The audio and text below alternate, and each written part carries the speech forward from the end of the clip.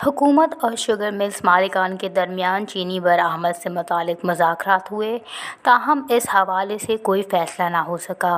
वफाकी वज़ीर national food security Tariq Bashir Cheema ने कहा कि हमने शुगर मिल्स को चीनी बाहर भेजने की इजाज़त अभी नहीं दी।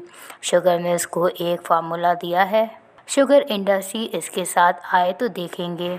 तारिक बशीर चीमा ने कहा कि पंजाब हुकूमत ने पहले कहा चीनी के स्टॉक कम नहीं हैं, इसलिए बरामद की इजाज़त ना दी जाए, और आज पंजाब हुकूमत ने अपने पहले मौक़े पर 118 डिग्री का यू-टर्न ले लिया। वफाकी वज़ीर तिजारत नवीद कमर ने कहा, अभी तक मसला चीनी के स्टॉक की पोजीशन का मसला रहा। चीनी के स्टॉक का थर्ड पार्टी ऑडिट का फ़ैसला किया है। थर्ड पार्टी की तरफ चीनी के स्टॉक की तादाद के बाद फ़ैसला किया जाएगा। इत्तलात के मुताबिक इजलास में फ़ैसला किया गया शुगर मिल्स मालिकान मुल्क में 25 नवंबर तक के स्टॉक की तफसीलात जमा करवाएं। दूसरी जानिब chairman Pakistan sugar mills association Zaka Ashraf ने कहा कि हुकूमत ने हमें चीनी बरामद की अभी इजाज़त नहीं दी और लंबी सड़क पर डाल दिया।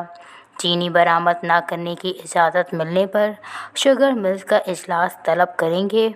शुगर मिल्स ने अभी तक हड़ताल नहीं की।